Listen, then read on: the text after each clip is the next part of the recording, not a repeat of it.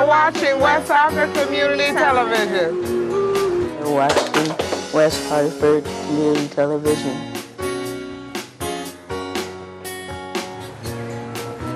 You're watching West Hartford Community Television.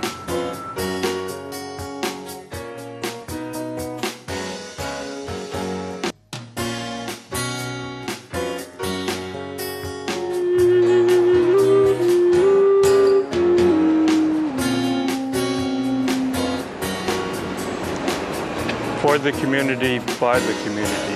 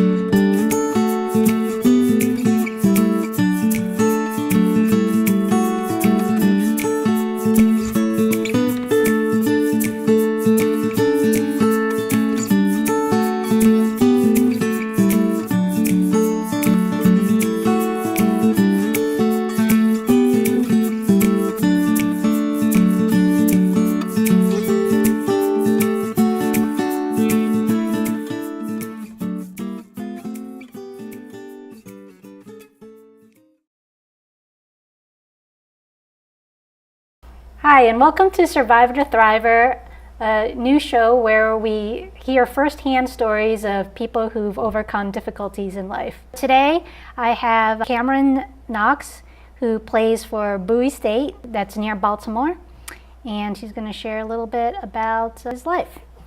So, Cameron, there's a lot of stuff going on in Baltimore on the news. So what is your take on everything that's going on right now?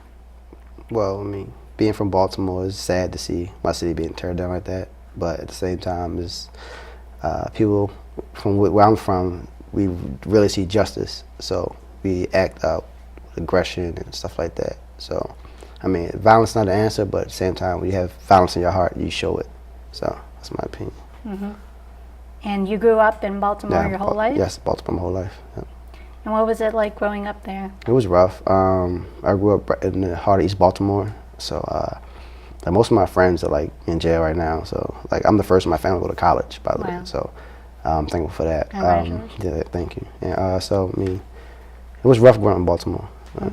Schools was bad, streets was bad. You know, we have no wrecks. You know, so it's pretty tough. And how big is your family? We're pretty big. I have 5 sisters and I have 2 brothers, and that's just my own. I lived in the house with my grandmother most of my whole life. So, 3-bedroom house, probably 14 of us at a time. Wow. So it helped because it was fun. We were family oriented, so it was fun. But at the same time, growing up, it was rough. So, what key moments do you remember from your youth? Well, me transitioning into the man I am is just amazing to me because when I growing up, I was, you know, running the streets wild like my friends and all that. And, you know, I got arrested a couple times. You know, just a troublemaker mostly, but you know, I changed a lot. You know, so after I had my daughter, I changed a lot. She's 5 now. She's 5, yeah. And so where is she living in the Baltimore area? She lives in the area where I grew up at. So that's why I'm working hard right now, trying to get her out of there now. So. Because it hasn't improved much since you've been there. It got worse. It's gotten worse. So. Wow. And what way do you think it's gotten worse? Just the kids have no ambition now. So it's like, and they're closing more schools and they're opening things. So kids have no outlets to reach. So I mean, the only thing they can reach to is, you know, the streets, as they say. You know, so you know, like they said, the kids are the future and the generation. So it's hard when they don't have a generation or a future to look forward to. So they act out the way they do. So that's why I think my city right now is doing so bad. And what do you think would be the solution to everything going on? I mean, we don't know. Yeah, it's hard to figure. It's like schools matter, like education matters. You know, rec centers matter. Like growing up, that's what made us. You know, at the same time, we did things we weren't supposed to do, but at the same time, we tried to better ourselves. We had rec centers, we had schools, we had, you know, mentors. Now you had that. You don't have that nowadays. So when I grew up, we had something called Big Brother. You know, it was like a mentoring program, you know, for kids. You don't see that anymore. Yeah. You know, so it's hard. Oh, they don't have that in No, the not Baltimore? hardly. It's hard to find them. It's so hard to find them. They have them. I know here in West Hartford area because my son uses one, and it definitely helps to have that kind of support system in place. It's hard because now the mentors are guys on TV rapping and stuff, so they want to do what they see, you know. So it's hard. So, since the school system's so rough, I mean, did you have to teach yourself a lot of things, or did you have someone help you? My dad, for the first part of my life, my dad helped me a lot. Like I had a copy of dictionaries, I read books, you know. So my education wasn't really taught by the system, taught to me by my dad. So that helped me along. So I knew how to, you know, like get by in school and stuff. Because when I was 14, he was nowhere. Like he was gone. Like he was there, but he wasn't there when I needed him. Okay. Like that's why, like when I say like Baltimore was my father growing up, the streets was my father growing up. Like when I was 14 to now, I learned everything on my own. So, but he taught me values of life early, so I knew what I needed to do to get by or whatever. But school systems really, I missed my senior year in high school. I probably missed 70 days of school. And I still graduated high school my last year. So that shows you the Baltimore system school system is not good at all. And they're closing my high school next year. Like my graduating class was 60 people. So I mean the school's made of about 1,500 kids, and my graduating class was only 60 people. So that shows you, it's crazy. Wait, so if they close the high school, what's the option for the kids there? They have to transfer to magnet schools or whatever. So try to find another school system, you know, or another school. You know, and does the community do that for them, or they kind of have to be proactive? I can't really speak because I don't know what they would do, but usually they have to transfer to another school, more like an alternative school or something. So. Wow, you said your dad taught you good values early on, and that's really what carried you forward. I have a friend who she had a rough upbringing, and she was the first one in her family not only to finish high school, but then she went beyond that. She finished college and she got her PhD, and I asked her, how were you able to do that, and how did you not fall into your parents' footprints? And she said, because they always told me not to. You know, I think, what you tell your kids does make a difference. Sometimes, you know, parents feel like they're being a broken record and it's not getting in their head. But even if you don't end up doing it with your actions, and words count for something. I've teach my daughter by talking to her. Like, I have not yet to put my hands on her or yell or everything, but I talk to her and teach her values just like that. And right now that's how she takes everything. Like when she's in trouble, I talk to her. Yeah. So I learned that from my father. Well, and I was kind of bad, so I got spanking sometimes when I was younger. But I never consider myself laying a hand on my daughter because I feel like the more mental you give them, they take it instead of beating, like they rebel. So that's how I look at it. So when I got beat, I rebelled. Like I was like, nah, whatever. It makes me angry. So that's how I learned. Yeah.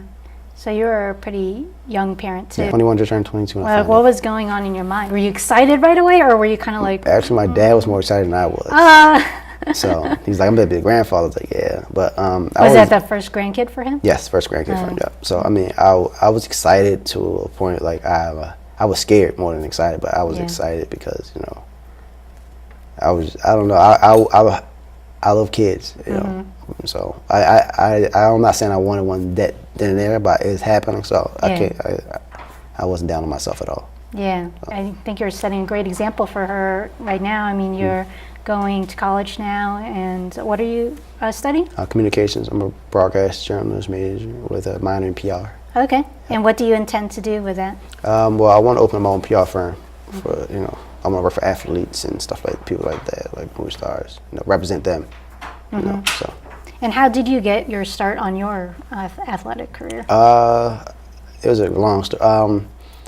My best friend, my brother, he played at Bowie State before me. Well, he was going there in the fall. So they had pickup games, open gym in the summertime. So I went up there with him one day and I played. And I did really good, really good, as a matter of fact. So I get a call the next day from the head coach asking me if I want to come to college. Wow. And college, that was far out of my mind after a while. Like, I gave that up.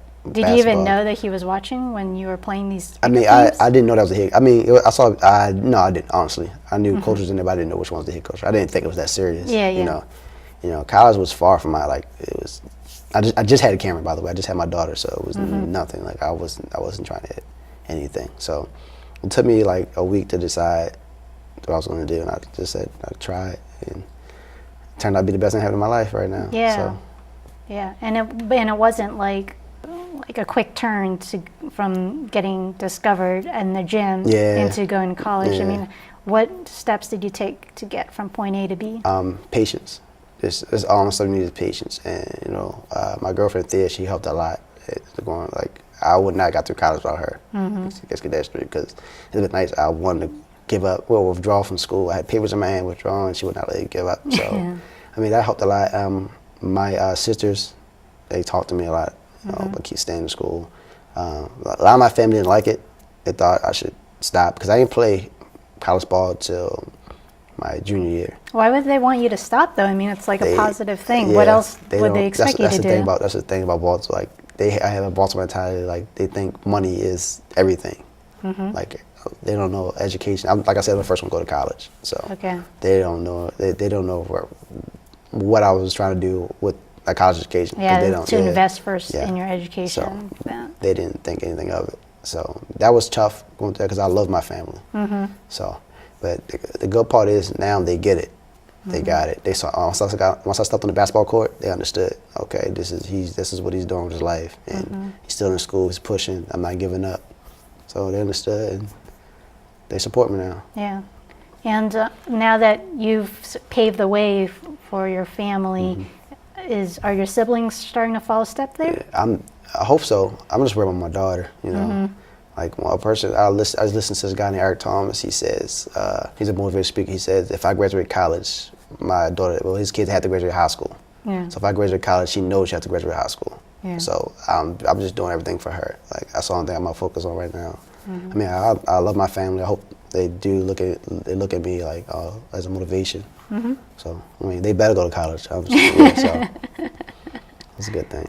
Yeah. And what about your basketball career? Where do you see that heading in the future? Actually, I'm going to sign my contract today with a sports agent, so I can go overseas and play basketball. Wow. So I mean, but my heart is with basketball, but my is like 50-50 right now with coaching. My head coach at Bowie State, offered me a position to coach on the team next year. So he wants me to finish college. That's his way to get me to finish college. So I'm still going to graduate college, but you know, if opportunity for me to go play ball, I would take online classes, and whether I go overseas or whatever. You know, just whatever God brings in my life right now, I'm just going to pray on it and take it. Now, if you didn't have this event at the gym where, you know, you kind of got your break, where do you think you'd be now? Honestly, I'd probably be locked up or somewhere just doing anything. Probably dead. I lost a lot of friends since I've been in school that I hang with all the time. Yeah. A lot, like at least a good 5 friends since I've been to college. A lot of them been locked up since I've been in college. So it's like that was the guys I was hanging with. So you know, and they looked up to me back then. So it was like if I was doing something, they would have did it. You know, and I look at them like, well, I got to do something for them too. It was like, you know, so yeah, it wouldn't be a good turnout right now for me right now if I didn't. Yeah. So I'm just blessed. And what are the friends that are still around? How have they taken your new lease on life? Oh, they love it. They love it. That's why I was shocked that they love it. If I go home to my neighborhood, they just show me a lot of love. You know, can't keep doing what you're doing. Don't come back out here. You know, my friend calls me at least once a month. He's locked up. He's coming home this month, matter of fact. But you know, that's what I do it for too. Like the friends that I want to show them there's other ways than you know what we used to do. Yeah, you know? There's more to life than you know jail or drugs or you know guns and stuff like that. So. Yeah. And I think you know when you grow up, it's kind of a hard thing to escape. Yeah, it's a trend. Yeah, because Baltimore is so small, and they call it we call it the crab barrel. Crab barrel? Yeah, because once you get out, somebody's always pulling you back in. It's like they never let you get out. Nobody lets you. So it's really like when I was in college, you see like my family was like, you need to quit school. That's like a crab barrel. They don't want me to. They felt like they didn't want me to succeed. Yeah. Like or whatever. Like that's what I felt like they was pulling me back in, and I was falling for it. Yeah. You know. So, but. Did you have to cut them off for a while to? Yeah, I did. I really did. To get to that point. I cut everybody off. Yeah. Even my baby mother. You know, she was the worst with it. You know, my sister, Kendra, she was just like my heart, like my right hand. You know, but we had a falling out over the summer, so we didn't talk for about 6 months. We just got back talking like January, something like that. And ever since then, I think that's what made me work more harder, because I felt good after that. Like, that was my support system, like, as far as mentally, like, so that made me. Well, so every time I go home, I talk to her every day. I talk to her every day now. We talk every day, so Yeah. that's pretty good. It's good that you were able to reconcile with her. Yes. And so, I mean, do you have to work to pay for college, or? I ain't paid for college the past 2 years. Okay. So, I mean, my first year I got financial aid, you know, grants. But last 2.5 years I didn't pay for college. So what about people who, you know, are from your area and they don't have basketball skills to help them get a scholarship, or you know, the funds to do it? You got to work your way up to get what you want. You know, and it's on you. It's not easy going to college. You know, it's hard. Financially, it's hard, and mentally, it's hard too. You know, have a stable home or a stable, situation is really rough. Because college is really all mental. You know, it's not just you going to school every day. You go to school, you got to feed yourself. You know, you got to get up. But you know, you're on your own, so it's pretty rough. And like that's why I think I made it, or like a lot of kids like me made it out. So because we always been on our own, so we're used to adversity or being on our own. So That's true. You do kind of learn resilience on the streets. Yes, that does carry over yeah. to when you go take other paths in life. Yeah, strong willed, strong hearted. So, you know. So how did you decide to choose the major that you're in? I didn't. My coach chose it for me. I chose sports management. He was like, no, I need you to play in 2 years. I need you to play. So like sports management is pretty rough at Bowie State. They were a really good sports management program. So he said, it's too rough. I've been out of school 4 years before I went to college. I graduated high school in 2006 and started college in 2010. So that was a transition from 4 years to a university. It's tough, you know. I got used to it. It took a while. I went from my first semester I had like a 1.3, and you know, by the second year it was like a 2.3. That's why I rated pretty. I got used to it. You know, I had to walk it down a little bit. Yeah. So it was pretty good. Nice. And do you enjoy basketball, or is it just kind of a way of living for you? Or? I just fell back in love with basketball this year. I was enjoying it. I started falling in love with me achieving goals. You know, like getting like just being a better person. I started falling in love with that. Then once I got back on the court, you know, I just fall in love back with it. So right now it's a business now. So now like my college career is over. The basketball is nothing but a business right now. To feed my family. So that's how I'm gonna treat it. So pretty much. Now, do you often reflect on where you came from? Or? All the time. Yeah. All the time. When I go home, it's just like I sometimes I smile like when I go home. I'm happy to go home to show people like this is more than what you see. And all your friends are supportive of where you are now, or some of them? No, all of them. Wow. All of them. I surround myself with positive people, regardless of what we did or what we did. Like we were always for each other. You know, sometimes it's like a little beef here and there with everybody else, but it's all love at the end of the day. Yeah. So it's cool. So when you go back to Baltimore now with all the riots, and where would you be? Where I'm being everything's Bowie. standing? I'm being Bowie. Yeah. I have it's much. I mean, it's much bigger than me. At the same time, I have to focus on my goals too. Yeah. I support everything everybody's doing. So I don't want like people to think like I don't support. I support everything. It's always go for justice. It doesn't matter. Peaceful protest or violent protest, it doesn't really matter. It's how you look at it. It's just, you know, it just shows that we're fed up. You know, so. And do you have any specific stories of how racism has affected you in your life? Yeah, a couple times. I mean, at Bowie. I'm not very familiar with Bowie. What are the demographics? It's PG County.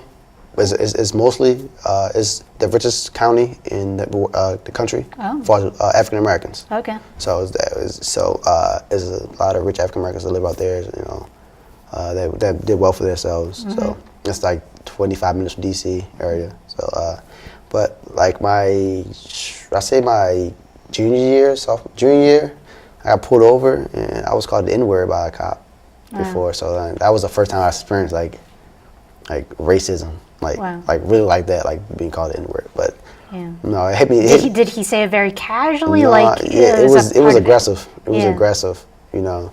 So, but it was just. It was different. Like it hit my heart. Like I was like, wow, like there's really racism everywhere you go. And that probably scares you because you're like, wow, this guy's already angry. Yeah. And I haven't done anything yet. Yeah, and he just said, get out of here. He just let me go. I'm like, oh, all right. Okay. You gotta give me a ticket and everything. But he didn't just get out of here. And I was like, wow. Yeah. I got back to my room and I told my girlfriend Thea, and she was just like shocked. I had to call my father. Like I cried to my father, like somebody really called me N-word. Like I called me N-word. So it was like, it was different. Yeah. Like that hit my heart. So I mean, I experienced racism a couple times, you know. Especially downtown, go to baseball games, drunk white people, you know, they just don't know what to say sometimes. But that's all. I mean, it doesn't bother me that much anymore. It's like right now, it feels like the norm right now, which was everything's going on. So. Well, it's kind of a different power dynamic when someone on the street is saying it to you versus a cop. Police officer. Yeah, police officer. I mean, even when I get pulled over, I'm like, I hate this cop, but I'm just going to say, okay. Okay, you know, and I'll cuss them out, person, you know, right? after I leave, you know, because, you know, they'll find some way to give you a ticket or get you in more trouble. That was your encounter as an adult. As a kid, do you feel... I didn't understand until I got older. Okay. Until as a kid, you know, I was like, oh, like seeing movies, like seeing movies, you see it all the time in movies. So you're like, oh, it's normal. It's normal until you experience it. It's not normal anymore until you experience it. You know, like it's sad when you see movies, but it hurts when it's you. Yeah. So it's pretty tough. Yeah, sometimes as an adult, you look back on things that happened to you as a kid, and you're like, oh yeah, that's what happened all the right time, there. all the time. That's what happened right there. So when you encounter someone, okay, at a baseball game, so you're sort of, you know, just both pedestrians. Yeah. I mean, do you say something back to them? Oh, of course. Yeah. I mean, I'm not gonna lie. I mean, I felt as though like he wasn't a cop, so he was like a civilian. So I'm like, and I think it was that's my uncle. This is a while. I was with my uncle. Yeah.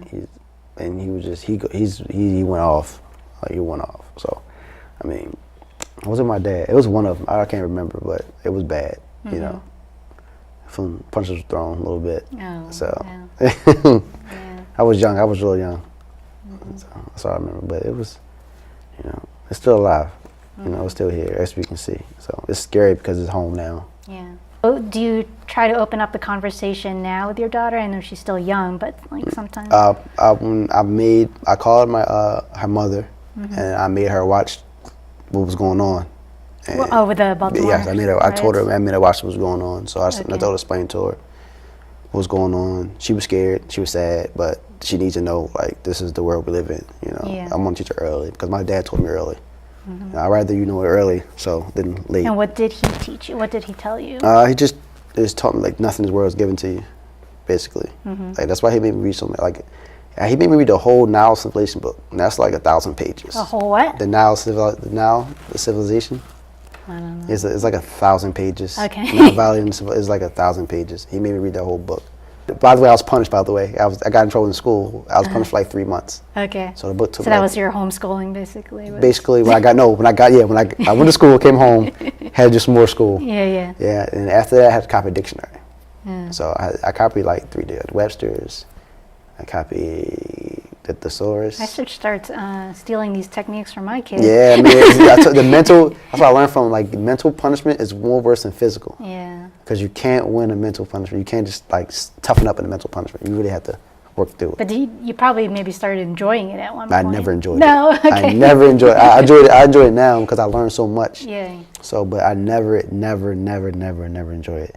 Yeah. So, yeah. And your daughter's mom on the same page as far, or did she feel like, we should shelter her a little bit more? No. She doesn't question my judgment. She might, something when it comes to fashion and stuff like that. Yeah, maybe. But educating my daughter wise and all this and letting her know, she does it. She gets impatient sometimes when I tell her do this, do that. Well, you come do it. I'm like, I'm in school, I can't. So, but after a while, she does it though.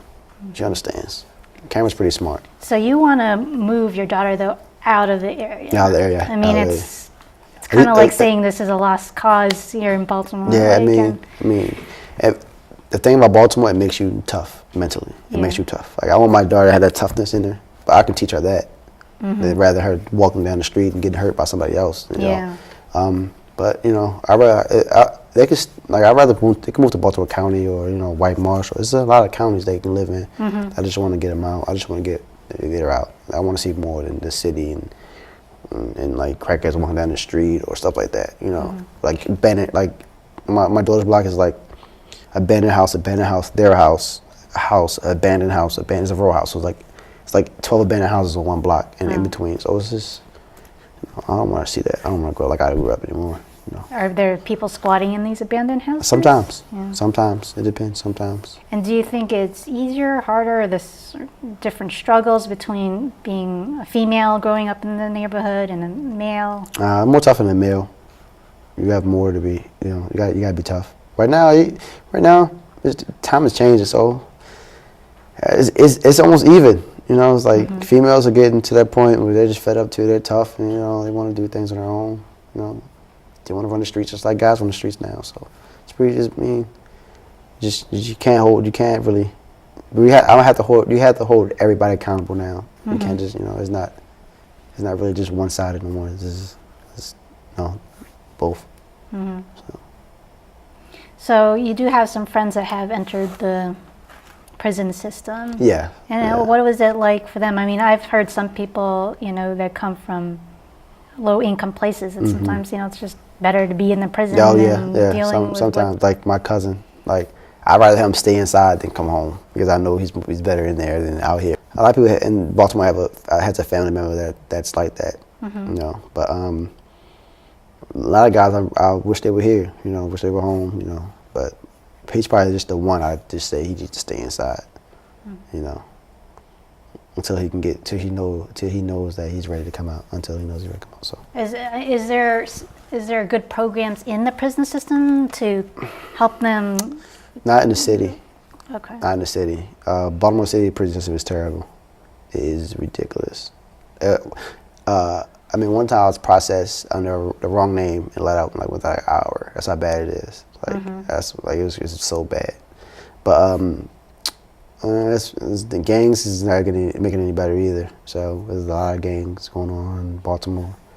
So that's the big thing in prison now is gangs. So it's pretty rough. Obviously, a majority of the police force are Caucasian, but there are some African Americans on the force.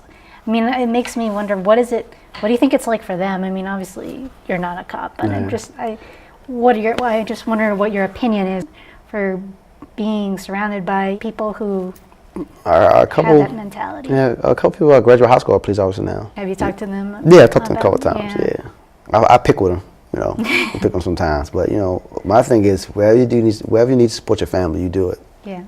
I don't judge anybody for being a police officer. I might playfully, snitch, playfully say things, but I don't mean, stop doing what you're doing. Don't stop on account of me calling you something. I support you for supporting your family. Yeah. But I'm going to pick with you because that's not something, that I would do. But so do they experience a lot of...